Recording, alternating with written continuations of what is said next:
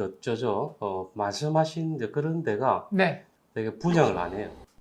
분양을 안 해요? 네. 그럼 제가 조금 잘못 알고 있었네요. 약간 그렇죠. 약간이 아니고 많이 잘못 알고 있었던 것 같은데.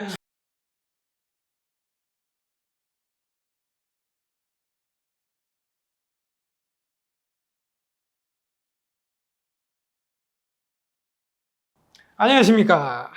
엔터 부동산입니다. 오늘 제가 준비한 이런 건물 어때? 이건 어때? 주제는 바로 대형 쇼핑몰 상가 분양은 어때입니다. 대형 쇼핑몰 상가 분양. 이 생각만 해도 너무 분양받고 싶지 않습니까, 박사님? 예? 막 삐까 번쩍하고 크고 이쁘고 저도 막 두타몰, 뭐 타임스퀘어 몰, 뭐 스타필드 이런 데 가끔씩 가는데 갈 때마다 진짜 특히 주말 같은 경우에는 사람들이 막 버글버글해요. 진짜 네. 이렇게 유동인구가 많고 이거는 무조건 장사가 잘 되겠다.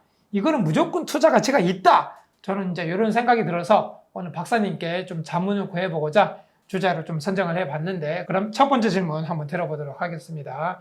일단은 저는 무조건 투자 가치가 있다고 생각을 해요. 왜냐하면 아까 앞에도 말했다시피 진짜 유동인구가 너무 많잖아요. 특히 뭐 밖에 덥거나 춥거나 하면은 사람들은 다 실내로 들어오게 되어 있고, 이왕 들어온 거 진짜 크고 이쁘고 구경할 거 많고 먹을 거 많은 이런 대형 쇼핑몰 안에 이쪽으로 많이 몰리기 때문에 이거는 유동인구가 확실히 확보가 되니까 투자 가치가 확실히 높다. 그래서 상가 분양은 이거는 무조건 성공할 것 같다라는 생각이 드는데 어떻게 생각하십니까?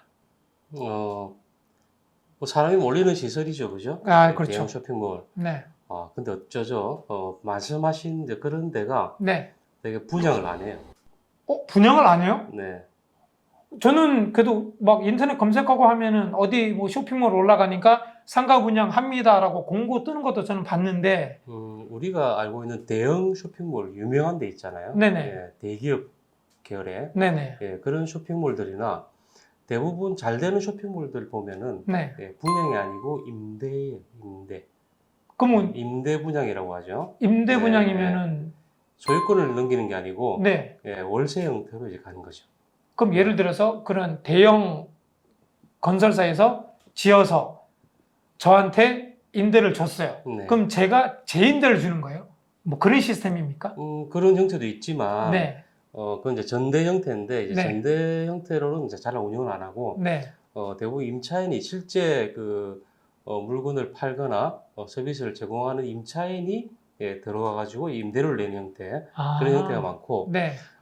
되게 이제 대형 쇼핑몰에 이제 분양하는 형태라고 하면은 가장 유명한 데가 이제 우리나라에서 동대문 아까 말씀하신 네, 뭐 두타몰 이런 거. 그런 그 쇼핑몰들 보면은 이제 분양 형태로 예전에 많이 했었어요. 근데 몇 곳을 제외하고는 거의 이제 활성화가 안 돼가지고 네. 망가졌다고 할 정도로 그 많이 썰렁하죠.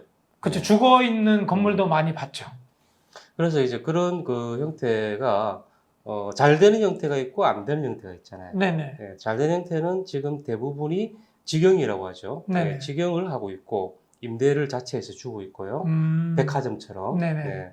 그리고 안 되는 형태가 분양을 하는 형태예요. 그러니까 분양을 하고 안 하고의 차이가 상당히 큰데 네네. 그거는 뭐 또 얘기 나누면서 또 말씀드리기로 하고 네. 어쨌든 지금 현재 활성화돼 가지고 있는 그야말로 초대형 쇼핑몰들은 네. 임대 형태로 되어 있다. 그럼 제가 조금 잘못 알고 있었네요. 약간 그렇죠. 약간이 아니고 많이 잘못 알고 있었던 것 같은데. 이게 분양이 아니었군요. 임대 형식이었구나. 네. 그럼 어쨌든 막 분양한다고 가정하고 다음 질문 드릴 텐데, 그러면 일단 대형 쇼핑몰도 층수가 나눠져 있잖아요. 네. 물론 1층이 제일 비싸겠죠. 올라가면 올라갈수록 아무래도 이제 사람들이 이동하는 거리가 많아지니까 잘 안 올라가고. 그래서 분양가 차이가 있을 것 같은데 어느 정도 차이가 나나요? 이게 층수마다.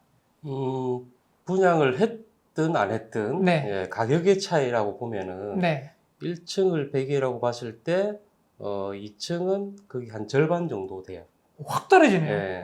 그러니까 1층이 이제 그만큼 이제 그 임대가나 분양가가 높다는 거고 접근성이 가장 뛰어나죠. 여기가. 그렇죠. 그리고 이제 이런 정도의 이제 비율이 그 쇼핑몰만 있는 게 아니고 네. 일반 상가도 그렇고 네네. 오피스도 그렇고 꼬마 빌딩도 마찬가지예요. 그러겠죠. 네. 대개 이제 그 지역마다 아니면은 또 이제 그런 그 상권마다 약간씩의 차이는 있겠지만 네네. 대개 보면은 1층을 100으로 봤을 때 2층이 50% 내외, 네. 그다음에 3층이 거기서 3층부터 해가지고 약 한 3%에서 한 5%씩 떨어진다고 보시면 돼요. 그래서 이제 이 정도의 이제 비율을 가지는 거를 이제 뭐라고 하냐면은 층별 효용 비율이라고 얘기를 해요. 층별 효용 네, 비율. 층별 효용 비율. 그래서 이제 이렇게 달라지는 게 네. 되게 이제 그 층수가 높거나 대형인 경우에는 이런 식으로 가고, 네. 그 다음에 층수가 낮은 데 있잖아요. 네네. 예, 그러니까 저층 상권이라고 하죠. 지방에 가면은 네네. 예, 이제 시군으로 들어가면은 뭐 읍내 이런 데 있잖아요. 네네. 이런 데 가면은 높은 건물이 없고 이제 2층짜리 이런 데가 많잖아요. 그렇죠. 예, 그러면은 1층이 100이라고 봤을 때 2층은 한 60까지도 나옵니다. 아, 60. 예, 70 되는 데도 있고. 3층, 4층은 거의 없는데 네네. 만약에 4층짜리를 지어놨다. 음. 그럼 3층, 4층은 거의 공실로 되는 경우가 허다해요. 예, 그 지방에 가면은 3, 4층은 뭐 자가로 쓴다든지 네네. 예, 그런 경우 아니면은 공실이 대단히 많은 그런 형태를 볼 수 있을 거예요. 아, 그렇구나. 알겠습니다. 자, 그러면 다음 질문으로 일단은 대형 쇼핑몰 내 그런 일반적인 분양 가격을 봤을 때 뭐 동일 면적, 뭐 비슷한 면적의 일반 그냥 상가 분양과 그런 대형 쇼핑몰 내 상가 분양의 가격 차이가 어느 정도 나는지 좀 궁금하긴 한데 일단 제 개인적으로는 아무래도 대형 쇼핑몰 내 상가 분양 가격이 훨씬 더 높지 않을까 네. 이런 생각이 드는데 왜냐하면 일단은 앞에서도 말했다시피 유동인구도 많고 어쨌든 서로 이렇게 조금 상생할 수 있는 그런 주변 가게들도 한꺼번에 모여 있으니까 네. 아무래도 시너지 효과가 더 크기 때문에 훨씬 더 비싸지 않을까 약간이 네. 아니라 훨씬 더 비싸지 않을까 이런 생각을 해보는데 어떻습니까? 저의 생각이 당연하죠. 맞죠? 네. 그러니까 가격 차이가 일반 상가하고 비교를 했을 때 당연히 비싼 이유가 네, 사람들을 모으는 큰 그런 역할을 하잖아요. 그죠? 그렇죠. 상권으로 치면 항아리 상권. 네. 예. 그러니까 거기에 들어가면은 다른 상권으로 빠지지 않고 네, 그 안에서만 소비를 하게 되겠죠. 그렇죠. 예, 그래서 이런 데를 보통 집객 시설이라고 얘기를 해요. 집객 시설. 예, 그러니까 그 고객을 모은다. 네네. 집객 시설이고 그 안에 보면은 정말 이제 그 건축법상의 이제 집객 시설이라고 하는 그런 시설들의 집합체라고 보시면 돼요. 그렇죠. 그러니까는 이제 영화관이 있다든지 대형 판매 시설이 있다든지 네, 뭐 식당도 있을 것이고. 그렇죠. 보통 식당을 집객 시설이라고까지는 얘기를 하지 않고 영화관 같은 그런 데 있잖아요. 네네. 마트라든지 예, 이렇게 사람들이 많이 모이는 곳을 집객 시설이라고 얘기를 해요. 네네. 예, 그렇게 되면은 집객 시설이 몇 군데 포진되어 있고 작은 상가들이 모여 있는 데가 이제 그 대형 쇼핑몰 형태가 되거든요. 네네. 그럼 이런 대형 쇼핑몰들은 사람들이 들어와가지고 집객 시설 때문에 들어왔지만은 다른 판매 시설에 영향을 미치겠죠. 그렇죠. 또 마찬가지로 다른 판매 시설 때문에 들어왔지만 집객 시설에도 또 이용을 하게 되겠고. 아까 네. 처음에 말씀하신 대로 들어오게 되면 네. 예, 그냥 아이 쇼핑만 하러 들어왔는데 덥고 추워서 네. 그냥 구경하러 그냥 산책 겸 네. 주차도 대부분 이제 그 무료잖아요. 그렇죠. 그러니까는 들어왔지만은 어느덧 보면은 밥도 먹게 되고 차도 한 잔 마시게 되고 그렇죠. 또 아이와 같이 갔으면은 또 뭐 사달라고 하면은 작은 거 하나라도 사주게 되잖아요. 네네. 그러다 보면 이제 몇만 원씩 이렇게 소비를 하게 되는데 네네. 사람마다 그래요. 이렇게 충동 구매를 하게끔 유도를 다 해놨거든요. 네네. 그리고 또 재미있어 하는 또 그런 그 놀이 시설이라든지 네네. 이벤트 하는 그런 홍보 서비스도 많이 해놨기 때문에 네네. 사람들이 붐빌 수밖에 없는 거죠. 그렇죠. 어쨌든 전체 상가 안에 있는 임차인들의 매출에 대단히 영향을 미치게 된다. 네네. 그래서 그 임대료라든지 분양가가 큰 차이가 있는데 네. 임대를 하게 되면 이 소유주 측에서 운영을 하겠죠, 그죠? 그렇죠. 홍보라든지 이런 것들을 다 할 텐데 네. 분양을 하게 되면은 이 시행자가 개발자가 분양을 다 하게 되면은 엑시스를 하는 구조예요. 누군가 운영을 해야 되는데 그 운영 주체가 누가 되냐면은 각 소유주들의 집합체, 그러니까는 관리단이라고 얘기를 해요. 네네. 관리단이 있고 또 임차인들의 또 집합체가 있어요. 네네. 예.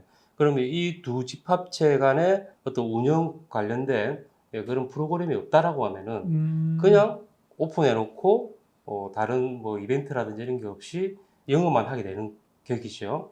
각자 예, 도생이네, 그냥. 그렇죠. 네네. 그래서 임대를 주게 되면은 영업이 안 되고 문을 닫게 되는 그런 형태가 있으면은 빼고 다른 데를 빨리 채우거든요. 네네. 근데 분양을 해놓으면은 공실이 생겼는데 채우는 방법을 모르는 사람도 있고 네네. 공실로 그대로 놔두는 경우도 있고 그럼 이렇게 이제 이빨이 하나씩 빠지다 보면은 이게 비활성화되고 망가지는 그런 형태가 되는 거죠. 그래서 그렇죠. 예전에 우리가 의류 쇼핑몰 쪽에 우리가 알고 있는 그런 데들은 대부분 이렇게 해서 이제 비활성화되는 케이스가 대부분이라고 보시면 되고 맞아요. 분명히 의류 쇼핑몰인데 공실 없이 잘 운영이 된다.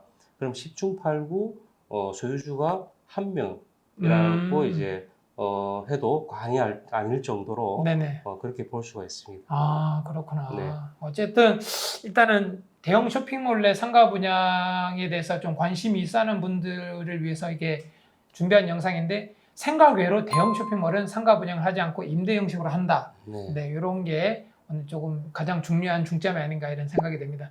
자, 오늘 이렇게 해서 대형 쇼핑몰 내 상가 분양은 어때에 대해서 알아봤고요. 다음 시간에는 좀 더 신선하고 재미있는 주제로 찾아오도록 하겠습니다. 감사합니다.